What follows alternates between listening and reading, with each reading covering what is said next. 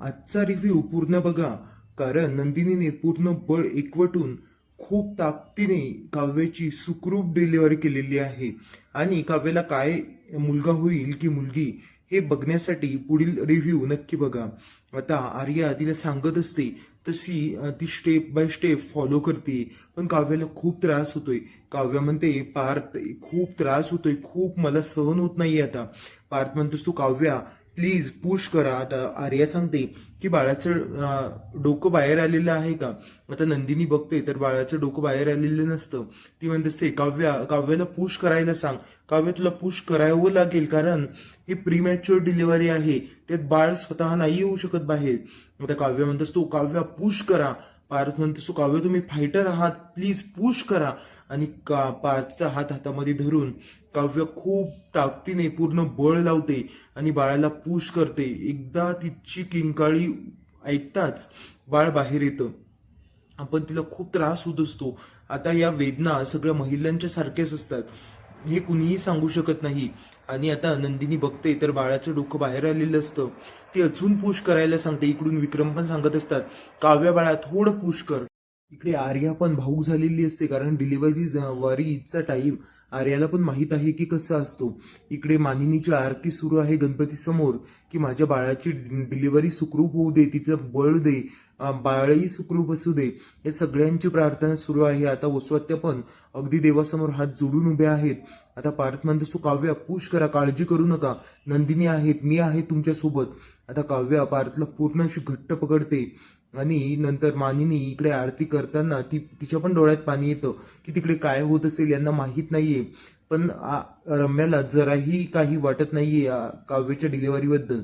आणि तिला असं वाटतं हिचं वाईटच व्हावं, पण काहीच वाईट होणार नाहीये. आता इकडे ती पुश करत असते तेव्हाच बाळ अगदी बाहेर येतं आणि आता पार्थ हसायला लागतो. नंदिनी म्हणत असते लक्ष्मी आली, मुलगी झाली तुम्हाला.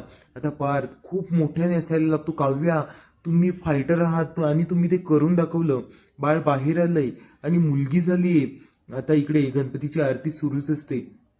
काव्य म्हणत असते वाव, बेबो नाही तर बेबी झालीये पार्थ आपल्याला. आता तिला ते रम्याचं बोलणं आठवत असतं की रम्या म्हणाली होती तुझ्यासोबत खूप वाईट होईल. पण अशामुळेच आता काव्याला आणखी बळ आलंय. आणि अशा लोकांचा, वाईट लोकांचा आशीर्वाद जर आपल्या पाठीशी असेल तर नेहमी आपलं चांगलंच होतं, असं आता काव्याला वाटतं. आणि काव्या लगेच खूप जोर लावते. आता तिला आठवतं नंदिनीने सांगितलेलं आहे की वाईट लोकांकडे लक्ष नाही द्यायचं, आपण आपलं चांगले कर्म करत राहायचे. आणि जो माणूस चांगले कर्म करतो त्याच्या पाठीशी देव नेहमी असतो, त्याचं कधीही वाईट होत नाही. आता हेच काव्याला हे वाक्य आठवतं आणि ती पोटाला हात लावलेला असतो तेव्हा पण तिला खूप पॉझिटिव्ह वाटतं.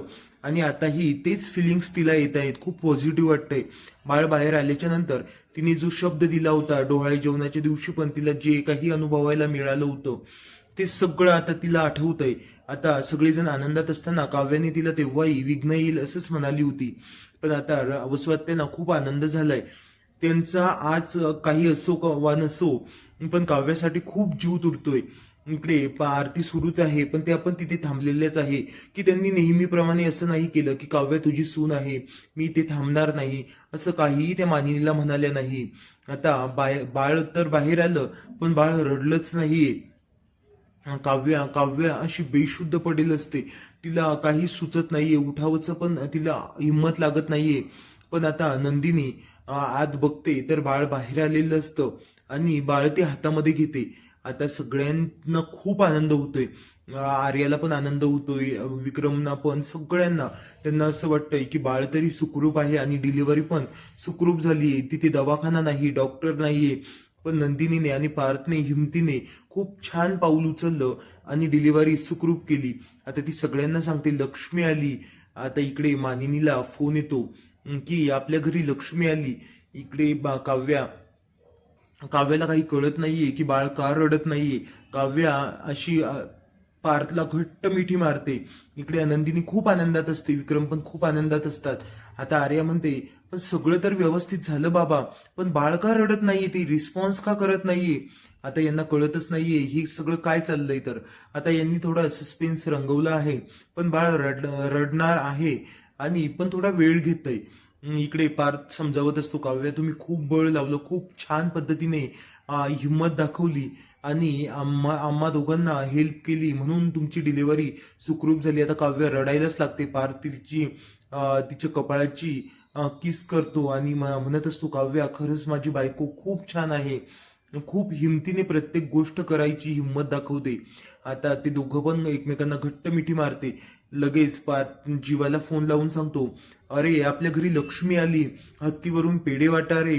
आता जीवा पण खूप आनंदी होतो की आपल्या घरी लक्ष्मी आली, खूप छान झालं, डिलिव्हरी पण सुखरूप झाली. आर्याची तब्येत कशी आहे असं तो विचारतो आणि सांगतो.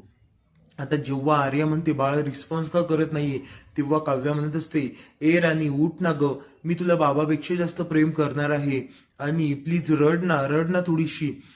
अगं मी तुझ्यासाठी खूप काही स्वप्न सजवली आहेत ग. बाबांना तर मुलगा हवा होता, पण मला पहिलीपासून मुलगीच हवी होती.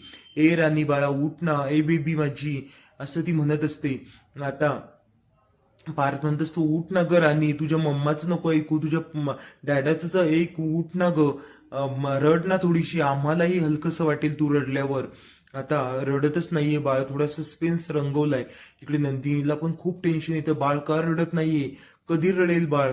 आता ती पण उठवण्याचा प्रयत्न करते. ए बाळा उठ ना, रड ना थोडीशी. आता काव्य म्हणत असते, ए बेबो उठ ना. आता बेबो उठ ना हा आवाज अगदी घुमताना दाखवलाय. आता हिने म्हटलं तर लगेच तिने बाळ जवळ घेतलं आणि घट्ट बाळाला मिठी मारली आणि 2-3 वेळेस म्हणाली, ए बेबो उठ ना, ए बेबो उठ ना. तर तसं बाळ जागं झालं आणि रडायला लागलं. आता ते बाळ रडताच पारच्या, काव्याच्या सगळ्यांच्या चेहऱ्यावर आनंद झाला. आता त्यांनी एकमेकांना तिघांनी मिठी मारली. काव्य म्हणत असते, नंदिनी ताई बाळ रडलं ग. ती म्हणत असते, उठ ना, तुझी मावशी पण इथे आहे. आणि बाळ रडताच नंदिनी बाळाला जवळ घेते आणि म्हणते, किती छान ग रडलं बाळा तू. आता तुझ्या मम्माला पण खूप छान वाटलं. आता सगळ्यांचं टेन्शन दूर झालं. इकडे आर्याला पण खूप आनंद झालाय की बाळ रडलंय. आता ती म्हणत असते, बाळाला तू वॉश करून घे आणि काव्याला वॉश करण्यासाठी दुसरं पाणी घेऊन या. आणि लगेच डॉक्टरांकडे अँब्युलन्स आली असेल तर काव्याला आणि बाळाला हॉस्पिटलला घेऊन या. आता इकडे मग कळताच रम्याचा चेहरा अगदी पडतो. रम्या म्हणत असते, काय बाळ झालंय आणि बाळ सुखरूप आहे, लक्ष्मी आली घरी.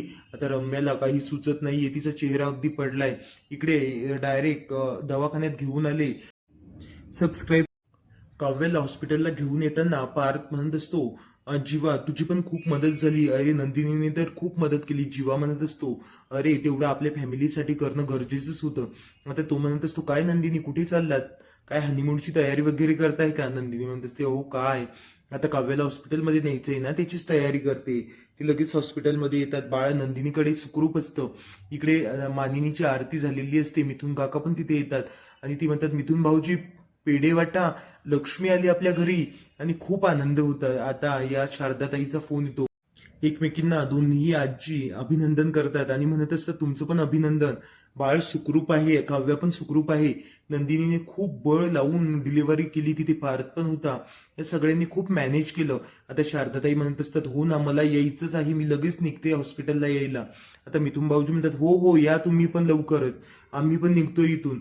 आता जीवा नंदिनीचे हात हातात धरून म्हणत असतो, नंदिनी किती छान काम केलं आजपर्यंत. मी बघितलं होतं की तुम्ही आनंद निवास मधल्या लोकांची खूप काळजी घेतली, पण आज अगदी डिलिव्हरीचा टाइमही आला तेव्हाही तुम्ही हरल्या नाही. आपल्या घरातल्या माणसाची, स्वतःच्या बहिणीची एवढी छान पद्धतीने डिलिव्हरी केली, त्यामुळे खूप आभार. आता नंदिनी म्हणत असते, अहो माझे कसले, पार्थने पण मला खूप हेल्प केली, पार्थ पण तिथे होते म्हणून मला असं भीती वाटली नाही काही करताना. आता पार्थ, नंदिनी आणि जीवा यांचं पण बॉन्डिंग खूप छान होणार आहे पहिल्यासारखं. आता त्यांना कसलंही टेन्शन राहणार नाहीये. जीवा म्हणत असतो, नंदिनी पण माझी बायको खरंच लाखात एक आहे. आता पहिले दाखवलं होतं की नंदिनीला चक्कर आलेलं, नंदिनी जर परत प्रेग्नेंट होऊ शकली आणि तिला बाळ होऊ शकलं तर किती छान होईल ना, नंदिनीला पण हे सगळे दिवस अनुभवायला मिळतील. जीवा म्हणत असतो, आपलं पण बाळ लवकरच हातात येईल. नंदिनी म्हणत असते, हो ते तर आहेच. आता हॉस्पिटलमध्ये काव्यासोबत पार्थ असतो. पार्थ म्हणत असतो काव्याला, त्याचं बोट धरून मी त्याला चालवेल, तुमचं खूप अभिनंदन. आता त्याचं म्हटल्याच्या नंतर काव्या म्हणत असते, पार्थ तुम्हाला बेबो हवा होता ना, पण बेबी झाली. तुम्हाला मुलगा हवा होता पण मुलगी झाली, तुम्ही नाराज तर नाही झालात ना? पार्थ म्हणतोस नाही हो काव्या, अहो ते निसर्गाने तुमचं बोलणं ऐकलं असेल, तुम्हाला जे हवं ते त्याने दिलं, त्यामुळे मी काहीही नाही करू शकत आणि मी नाराज वगैरे बिलकुल नाहीये. आता तो ते कॉटची साईड जरा वरती करतो म्हणजे काव्याला असं बसल्यासारखं बसता येईल.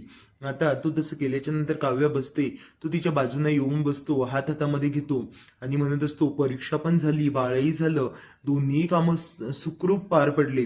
काव्या म्हणत असते पार्थ तुम्ही सोबत होतात आणि तुमच्यासारखा नवरा प्रत्येक मुलीच्या सोबत असतील तर कोणत्याही मुलीला कोणत्या क्षणी हरल्यासारखं वाटणार नाही. आता पुढील भागामध्ये काव्य म्हणत असते पण आपण आता तिचं नाव काय ठेवायचं या सगळ्या गोष्टीवर यांची चर्चा सुरू असते. इकडे रम्या खूप निराश झालेली असते, अगदी रडायलाच लागते. आता ती स्वतःला म्हणते ते बाळ ना सुखरूप झालं ना, अगं पण असं नाही होणार, आता मी यांना जगू देणार नाही सुखाने. आता नंदिनी पेढे घेऊन येते, रम्या पेढा तसाच कुचकारून खाली टाकते आणि म्हणत असते आता आम्ही नंदिनीचं बाळही नाही जगू देणार. म्हणजे आता या नंदिनीला त्रास द्यायला सुरुवात करणार बहुतेक. पण आर्या असं काही होणार नाहीये. आर्या तिला साथ देईन असं वाटतंय आता आर्याच्या वागण्यावरून. पण रम्याने जर तिला काहीतरी सांगितलं आणि असं करायला लावलं तर आर्या करेल का, हे बघण्यासाठी पुढील रिव्ह्यू नक्की बघा आणि चॅनलला